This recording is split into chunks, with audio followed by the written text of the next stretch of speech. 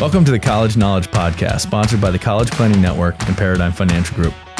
Whether you're searching for that right fit college, applying to college, or figuring out how you're going to afford it all, you're in the right place. You'll hear from deans, admissions counselors, student athletes, and scholars from esteemed universities and colleges around the country. We'll dig deep to uncover their insight and unique experiences. So whether you're a student gearing up for college or a parent with college-bound kids, sit back, relax, and listen. Like you, we have lots of questions. Our guests have the answers, and we're excited to share them with you. Let's get started. We can send your student to the school of their dreams and send you to your dream retirement. Visit us at elitecollegiateplanning.com to get started. Hey, everybody. Welcome back to College Knowledge. I'm your host, Dave Kozak, alongside my co-host, Mr. Joe Kearns. Hi, Dave. How you doing today? Living the dream, sir. Well, summer is upon us, Joe. Yeah. And I think it's an appropriate time to talk to About going to the families. beach? No? Oh, okay. Sorry. Thought that's what today's episode was. I like the beach. But using the summer wisely as a student, depending on the year, and just making sure that you're, again, go to the beach. Oh, okay. But make sure that you're doing different things to, whether it's build a resume, whether it's visit schools, you're taking the time, and again, taking the college process seriously, because it's a lot of money and it's a big step. Yeah. I mean, there's a lot of time. You know, parents don't always have the summer off, but there's a lot of things that getting on a good track, starting good habits, there's no, bad time to start that. And so when you're talking about college and the lifelong journey that it can help or not, start early. And I think it's a good talking point to say, all right, hey, I got a freshman, I got a sophomore. What should we be doing this summer? So yeah. Let's start with freshmen. Yeah. Do it in chronological order, huh? Sure. You got the young. So we're talking about kids that just, had their 8th grade graduation. They're on their way to high school, if that's the, type of school you're going to. So we're saying you're going into your freshman year. That's what we're talking about here, right? Yeah. And the first, and I think the biggest key is to not just shut off the learning, right? And just put it aside, right? Whether it's reading books or exploring different subject matter you like, continue. It doesn't have to be a full-time gig, right? But spend an hour a day, spend some useful time exploring and getting to know yourself a little bit, because as we go to the juniors, we'll be talking reflectively back on like the things you studied and the things that you enjoyed, because as you get to the college level, those singular subject matters or even topics of interest can become massive sections of study in college, potential majors, things like that. Yeah. And I mean, I even think about it where, God, with today's technology, I know my kids like their Nintendo Switch and their iPads. It's like, all right, well, instead of playing a game, hey, do a little bit of research, take some time to learn up on something a little bit each day.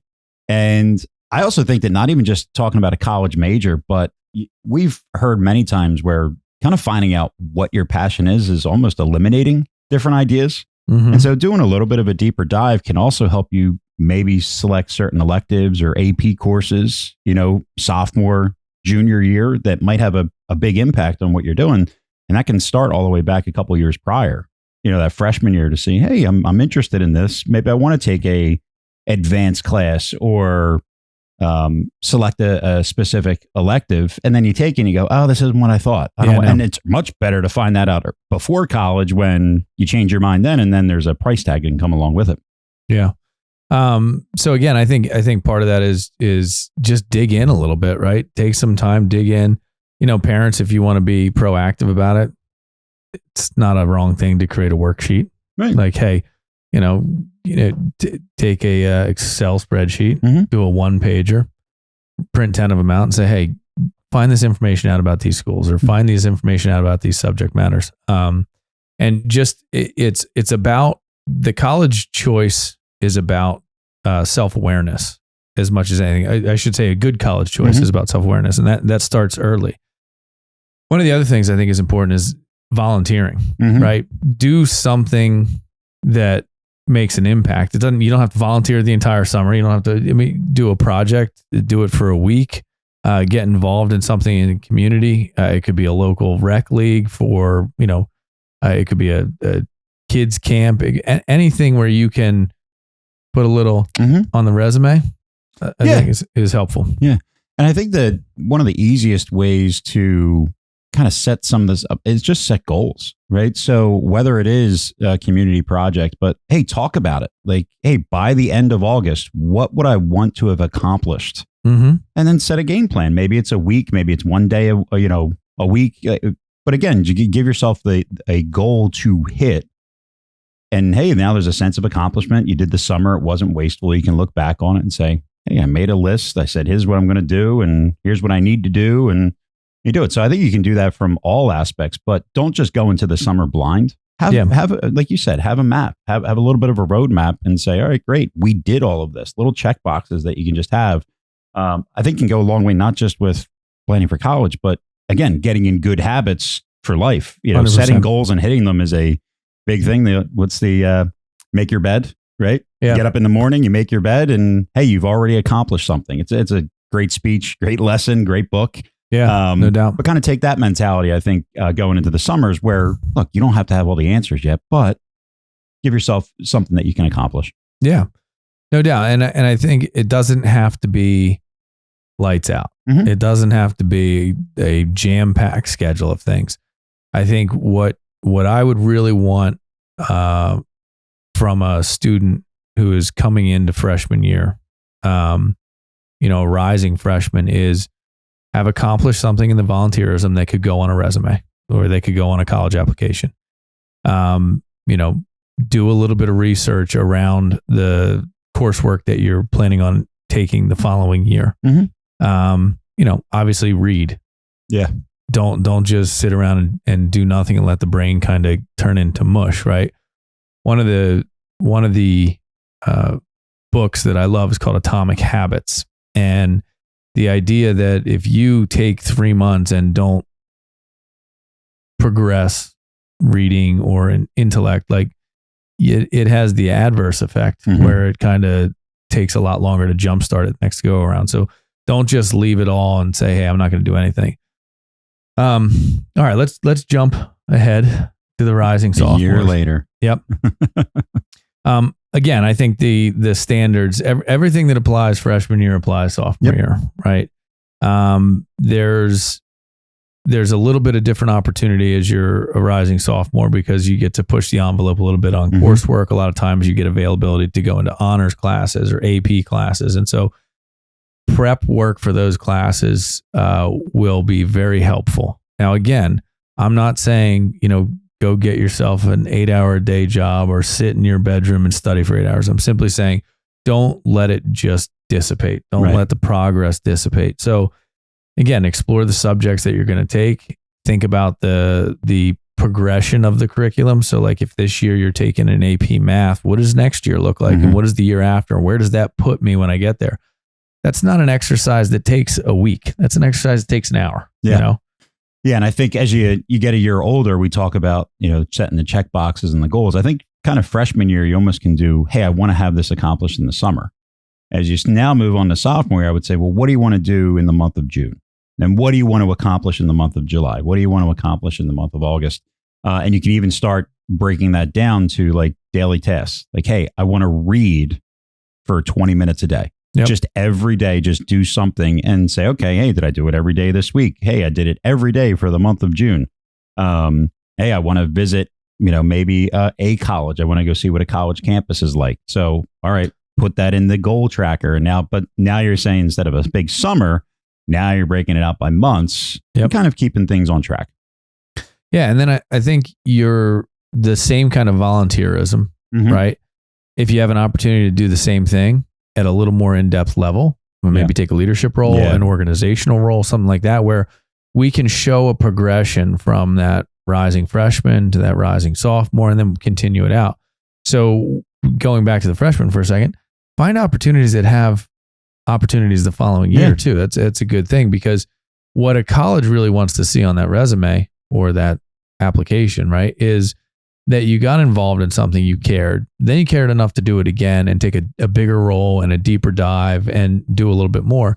So I think, again, get involved in those activities and get a little bit more involved than you were the previous year. So maybe you did a week one year and you were just kind of a participant. The next year you do a week, but you're in charge of organizing a team, or maybe you're doing 2 weeks because you got fulfillment out of it, right? Yeah. And I would say that, again, kind of going back to freshman year, not that you don't have to just do volunteer work to do but find something you might be interested in, because if you're passionate about it, it's going to be a lot easier to want to pursue that leadership role the following year. Yeah. And then you kind of get to the point where, well, what if there's something that you want to do that doesn't exist? Well, now you can start getting into, well, how do I create that? Now that can be pretty powerful as well.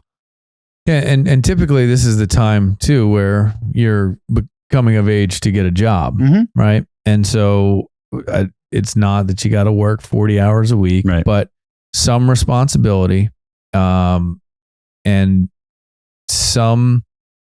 there's a component of getting a job where you have to listen to people that are in management of you, and you have to fall in line. You have to do a certain amount of things a specific way. So I think it shows a very real coachability. It shows a maturity and growth. And it's something that, if you get a job that you can at least enjoy, that's not overwhelming, and you can do it for a period of time, it shows a consistency. It shows again, a coachability, and it shows a diligence. Yeah. And that diligence matters on the application, right? So we had a conversation with one of the directors of admissions in one of the previous podcasts, and we were talking about, is it better to do activities at a high level, get a job? Meaning like, okay, so you were a baseball player and you played freshman year, then sophomore, you made varsity and you played varsity for 3 years. Is that better on a resume? Or you were in the robotics club and you started as a participant, then you went to secretary, then you went to treasurer, and then you went to the president of the club? Or get a job and work, 20 hours a week. And the point that was made, I think it matters, is that to them, some people don't have the opportunity to play baseball at a high level. Some people don't have the opportunity to stay after school and go into robotics and do that type of thing. Some people have to earn some money, and some people have to get a job because, maybe their parents don't have the money, or maybe the parents are trying to teach discipline and fiscal responsibility. And so if you want to buy that pair of Air Jordans, yeah, you got to earn the money to do it. We're not just going to buy them for you. So the point is, whatever you're doing, continue to pursue a greater level as you go through high school, right? Don't just touch the periphery and, I'm going to do this job and then that job, and I'll volunteer here. And then, because then it's transparent that you're simply trying to build a resume. Right. You're trying to do the minimum amount of work. Yeah. And guess what? These people that read these applications, thousands, they do this for a living. They can read through that. They can see right through that. So, and again, I don't think it has to be a huge job. I don't think it should take up all of your summer, right? Some of this is unwind, but again, there's a maturing process that goes with employment too. So, all right, let's jump ahead. Those rising juniors. Yeah, things start to get a little bit more serious. To pick up here. Yeah, and I think the key here is now you're starting to get into the college journey, right? You've got standardized tests coming up. You've got some other things that matter. You've got to worry about the grades. If your past performance wasn't exemplary, maybe you took too hard of a course and you had to throttle. Maybe you took too easy of a course and you gotta throttle up instead of down. This is where you really have to start planning, because they're paying attention to this year for sure. Yeah, it's not that they're not paying attention freshman and sophomore. Freshman year, you get a little bit of a bye because you're starting high school. Sophomore year, you should really be finding stride. But then junior year is the one where you're now no longer an underclassman, you're an upperclassman. You've been at the school for 2 years. You know your way around campus. You know your way around the athletic fields or the clubs and all that. You should be engaged. So SAT and ACT prep, fantastic summer to do it. Yep. Again, this is not, you got to sit in your room and do 8 hours of prep a day. Right. But commit to an hour. Take it like it's a job. You need an hour a day, 5 days a week. Take the weekends off, or, work the weekends and take Monday and Tuesday off. But do it on a consistent basis and make progress over that. Now we have the college visits, right? Mhm. This is where that kind of picks up. So, and when I talk about college visits here this time, before junior year, I don't mean you have to travel the country. Yeah, no. Find some local schools. We're blessed that the the plethora of colleges that we can visit, but every college is different, right? And there was a great presentation I saw where an admissions counselor said, I know so many kids that applied to Penn State, Pitt, and Temple. And he goes, and I don't know why, because all three of them are so different. So you can go to schools. There's a couple of schools in our area. They're literally right across the street from each other and very different.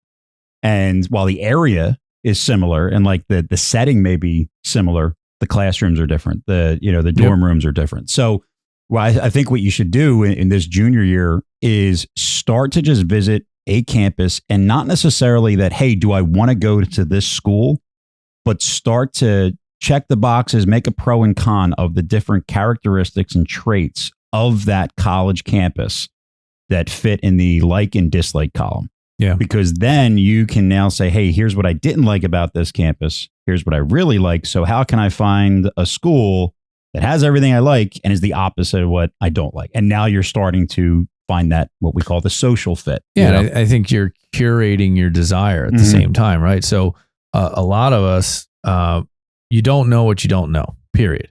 So you go on campus and you're like, oh, this looks great. Right. Then you go to the next place and you go, wow, this looks great. Then you go to the next one, you're like, oh, this looks great. Yeah. You're just touching the periphery of what college is, right? The classroom settings, laboratories, stadiums, sports teams, locations, big, small, rural, urban. Like this is where you're starting to get your flavor for what you really want to experience. And if you slow play it the way we're talking about for the students here, the pain of the question that you're going to get for the next 24 months goes away. Yeah. Right. Everybody starting your junior year is going to start asking you about college. They're going to start asking you. The moment you have a plan, they shut up. Right. They leave you alone. Literally. Hey, oh yeah, I visited like 4 schools. I'm looking for a mid-size. I'm thinking mathematics right now, or I'm thinking engineering. I visited about 4 or 5 campuses. I'm really dug in right now to the SATs. Oh, fantastic. And then you know what they turn around and do? They go, God, that Kozak kid's got a great head on his shoulders. And then, and then it stops. Yeah. But when you say, I don't know. Oh, I don't know. I don't want to talk about it. Then the conversation comes up again and again and again. And so if you really take this seriously, you can stop the pain that comes with trying to make that choice. Yeah. And whether it's true or untrue, have a story. Yeah. I also think that this is a decent time if you're walking around campuses. I know that parents do not like talking about money with their kids. Guess what?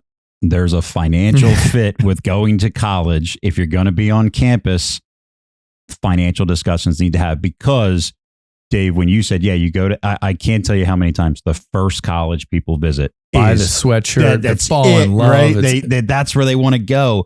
And Dave, you're the one saying that I learned from you is don't let your kids fall in love with a school before you know if the school is falling in love with them. Yep. The reality of that is, how much money is the school going to potentially offer to your student to have them enroll at their university? Yep. And if they don't bring enough and that school is not financially viable, you can't go there. And so I think if you're going to be on campus, there should start to have that conversation of what the family can afford. And you don't necessarily have to say, we don't visit that school because the price tag's $85,000 a year. That's not what I'm saying. Because that $85,000 school, you don't know what the cost is going to be until almost 2 years later. Correct. And so don't say, oh, we can't visit this school. But at the same time, there is a financial component that has to be discussed within the family. Because if you don't, that's where you say, hey, the school is $60,000. I want to go there. It's what I love to do. And the parents will have a hard time saying, well, you worked your tail off.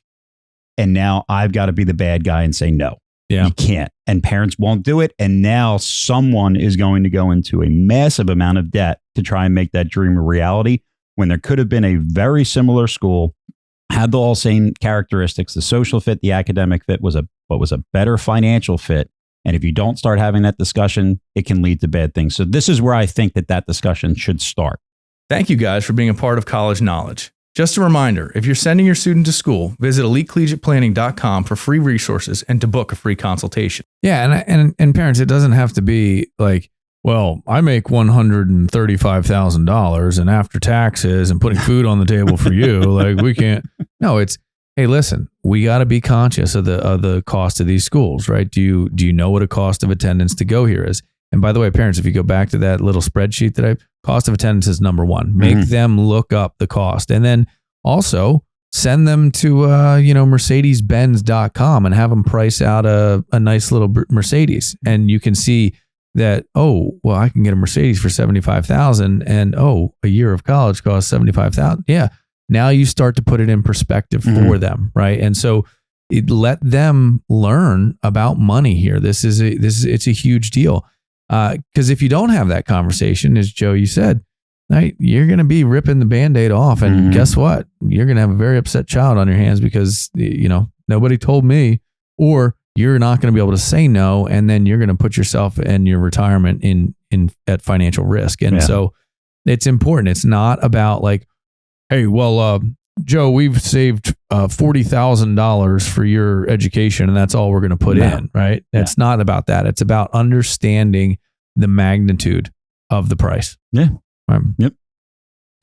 And then I think the other thing that is really important for the rising juniors is start acclimating to a list of schools, right? It's not about picking the final list. I mean, at junior year, rising junior, 30, 40 schools, right? I mean, really, really cast a wide net on that, right?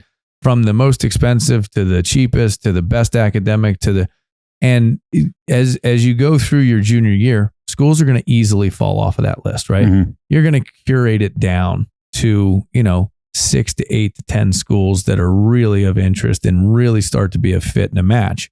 But really cast a wide net. And you can do an awful lot of research on Google, U.S. News and World Report, on the College Planning Network site. Like you have all of the capability of doing that research, and it doesn't have to be more than I'm interested.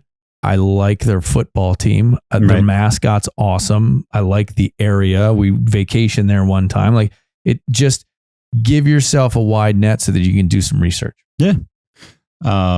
And then the other thing I think you should do, again, as what you'll typically see is around August, you'll see college applications open. Now, I'm not saying going into junior year that you need to complete a college application, but if you have access to it, you should probably take a look at what they're asking and start to familiarize yourself with that application process. Yep. Yeah.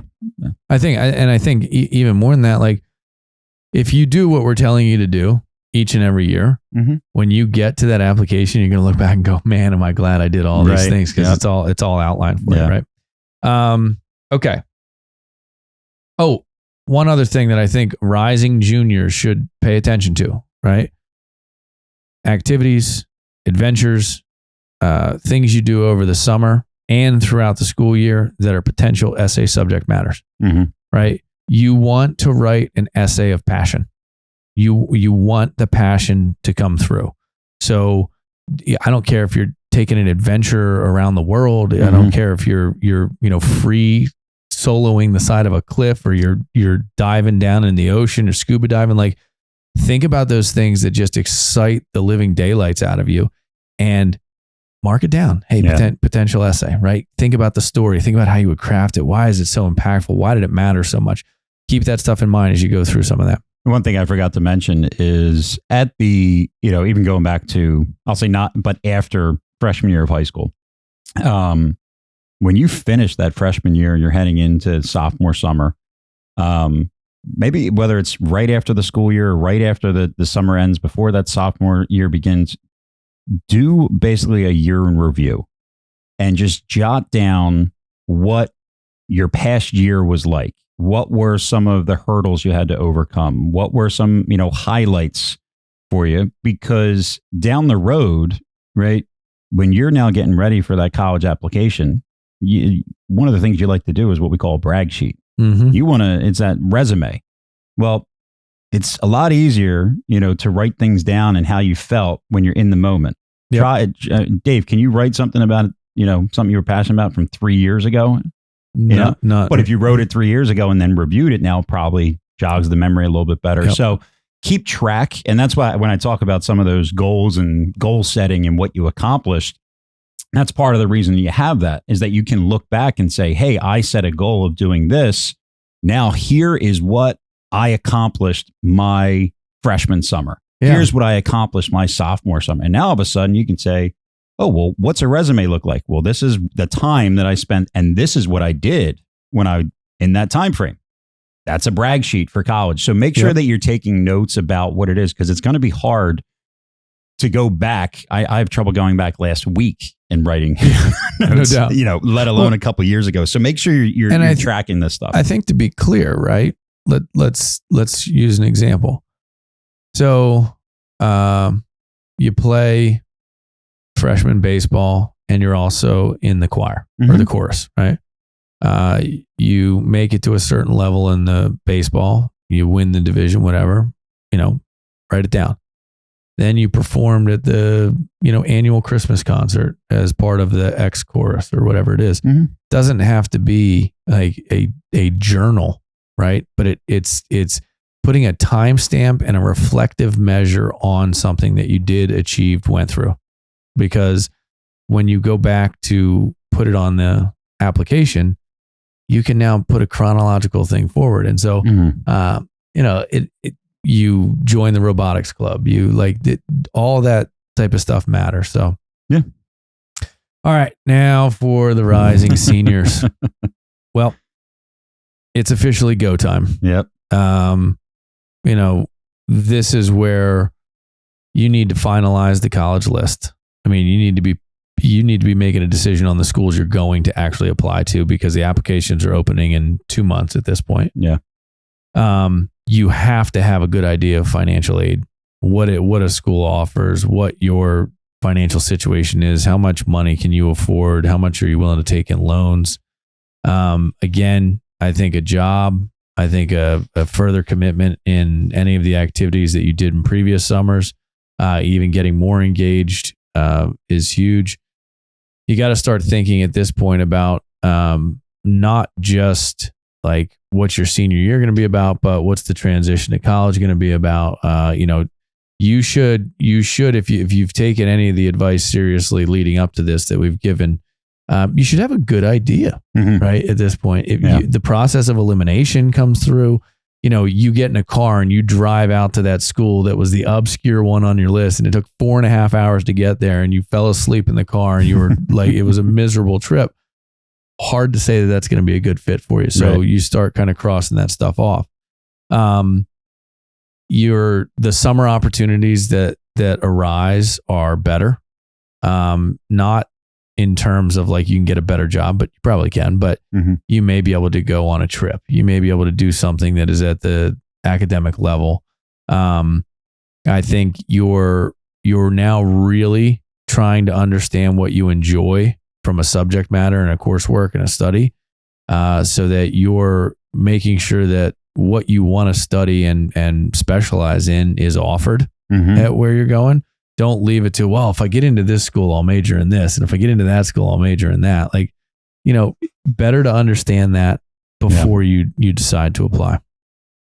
This is where, again, one man's opinion, but I look at junior year, like the school year, right? Because this is when junior year just ended and now we're in this time frame. You mentioned this is what they see. Like, this is a big year. So my typical, I'll say back of the envelope advice is, you may want to take the SAT at one point during that junior year, but don't take time away from studies that may reduce your GPA, because this is also the summer where you can dedicate a week or two to cram and study and then take the test on a Saturday.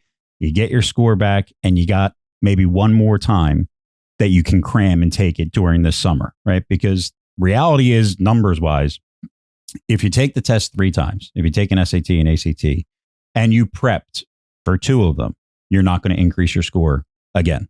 right? The only time that somebody increases their score when they take it a fourth time or a fifth time is because they didn't prep the first, second, or third. That's what most of the statistics show. So what I typically say is, hey, make sure that during junior year, you are setting up what your summer is going to look like for that senior summer. Because if you start in June and say, okay, what do I have to do? You're already behind. Yep. Right. So yeah. And that's where we talked about like, hey, being prepped for the SAT, like start thinking about it. The summer before is very important. And again, I know SAT and a lot of schools are going to potentially optional and what happens with it. But it's one of those things you want to take because the optional pieces, you have the option to send the score or not. And if you send it and it's worth it, it will change the game because that's where money's given. Yep. Right. You can get into the school. Yeah. Great. But can you afford the school? Right. Well, maybe that SAT is what makes it an affordable option for you. So don't discredit it. Joe, I like the idea of taking the SAT early spring, junior year, then getting the results back into summer, knowing, okay, you know what, I got to do some serious work on it, and taking it early fall, maybe at the first possible opportunity, or even if there's a summer option, taking it at that point. But I think the point you made that is worth reiterating is don't just take it again because you want to take it again. Right. Like you need to put in the work to do it. And so anybody that's on the College Planning Network or has any tools like that, go in and take the classes. Right. Yeah. And again, I think the other piece that I like about if you did take it in the spring, right? Again, hey, you don't want to mix up not getting a grade on your final or a project that you need to do. So still take it. You take it on a Saturday. You don't necessarily have to prep for it, but you sit through it. You go through the experience, and now you have a baseline score. Yep. You go in there with no prep work and you take it and you get a 1250 on the SAT. You might now say, okay, if I push, I can get a 1400. You have some type, the next time you take it, you're going to do better. Yep. So at least you kind of give yourself a baseline. The second time through, you've been through it. You know what the time structure is like. You know what the environment will be like. So that's why I kind of go that route. And again, that's my opinion. I've seen it work for families that have done it that way. So the other thing that I bring back up for this rising senior is the essay. Right? Oh yeah. Now it's, let me tell you, if you don't submit SAT scores, imagine that there were 5 things they ranked you on, and one of them was SAT scores, and they're not replacing something to rank you. They're weighting all the other pieces higher. And the essay is going and will continue to be a very real part of that. And the best way to write and find an essay subject is to write about an experience that you have that is influential, right? So we talked about in our essay podcast, we talk about going into, this summer eyes up. And what that means is go in looking for an essay. Yeah. Right. Go like I'm about to take this road trip with my family. Wonder if there's going to be an essay that comes out of this. I wonder if there's something that's going to just move me to the point where I have to write about it. And or you're volunteering. Okay. Is there an essay here? You're taking a trip with your friends to the beach. What opportunities do you have to write about? So go into that eyes up, because again, applications open up, let's say August 1, some of them even earlier now. You want to be in early. You want to be in when they're letting people in, not when they're picking and choosing who's going to get there. So you don't want to be scrambling for September of your senior year of high school to write an essay while you have to pick up the subject matter because you took an aggressive curriculum and, et cetera, et cetera. So take the time. Yeah. And then again, there's a lot of prep work that has to be done leading into this summer, right? So this is not, hey, I'll figure it out when I get there, right? We even talk about, a thing like letters of recommendation. If you're saying I need a letter of recommendation in August, look, we suggest doing it back in May and June, right at the end of junior year. The essay, you want it to be critiqued. You don't want to have it finished in September and then no time to get it critiqued and edit a little bit further. When you're going to have this school list, you said like applications, can open very early in the process. There are certain schools that if they're tough to get into and they have rolling admissions, guess what? You want to get it in August, right? To give yourself a little bit of a better chance. But the other aspect is you have to have that school list of where you're applying. And then in that spreadsheet that you mentioned, you need to know, am I applying early action?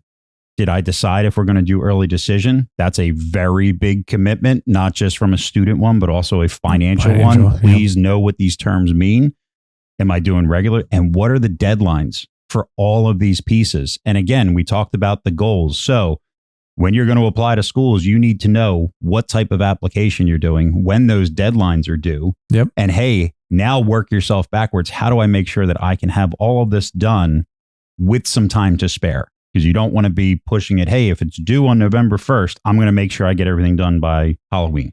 Yeah. How about you give yourself a little bit of time? Absolutely. You know? So again, preparation is absolutely key. And this is, we talked about the goal setting in summer of senior year. As I say, it's not a monthly goal. It's a weekly goal. 100%. And you need to put the time in well before the summer starts to figure out what the goal is each week throughout the summer. Yeah, and there's a concept that most people learn in business at some point, which is begin with the end in mind. Mm-hmm. So focus on the end result. The end result is getting into this school on this day. That means I need to do A, B, and C.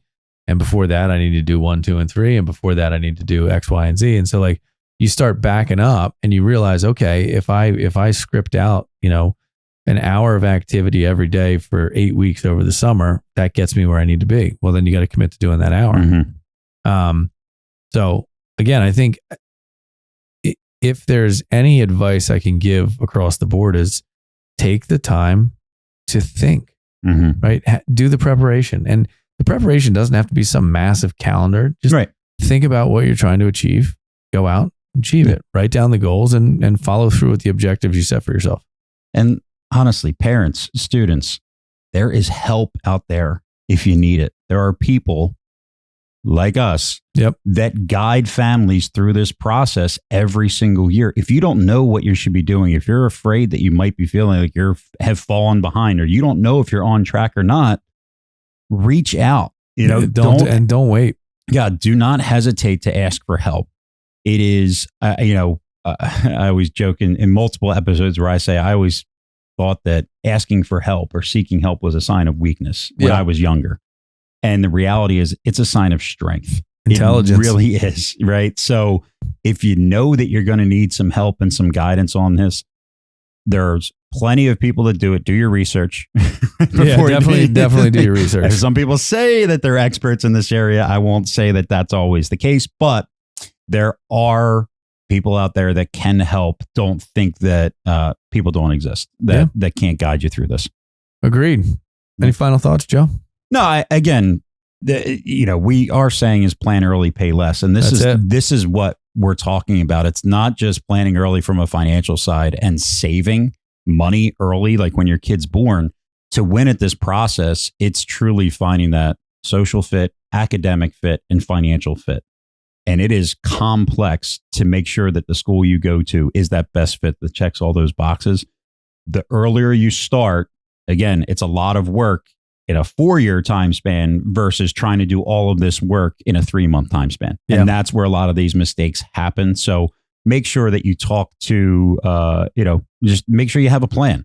Lastly, I would say the one thing I forgot to note on from parents' side, not necessarily the applications or finding the college side, but that summer of sophomore year, if you're interested in wanting to know what a school may cost or how to avoid mistakes from a financial aid perspective, that is the time to meet with a financial aid specialist, because come January of that year starts the tax year that is going to be counted and used for your senior year when you're filling out financial aid forms. And so if you don't have a good idea and you don't know how the financial aid system works prior to that January, there are mistakes that I see every year that parents come to me when they're, it's the fall of junior year and, hey, they just cashed out an IRA 6 months ago, or they sold a rental property in January when they could have sold it in December. Yep. These things all play a pivotal role in potentially making a dream school unaffordable or causing you to pay tens of thousands of dollars more. So one little other thing that I would say in the sophomore summer, talk to a college planning specialist about financial aid, know what your EFC or your student aid index or whatever they're going to call it. Yep. And realize the potential mistakes that you can avoid before January of sophomore year. 100%. Love it, Joe. All right, everybody, that's college knowledge for today. We want to help. Send your questions to info@collegeknowledge.net. These can be about college, finances, careers, and anything else you have questions on. Thanks for listening to the College Knowledge Podcast with your hosts, Dave Kozak and Joe Kearns. We hope you enjoyed this week's exploration of higher education, sponsored by the College Planning Network and Paradigm Financial Group. That's all for this episode. See you next time.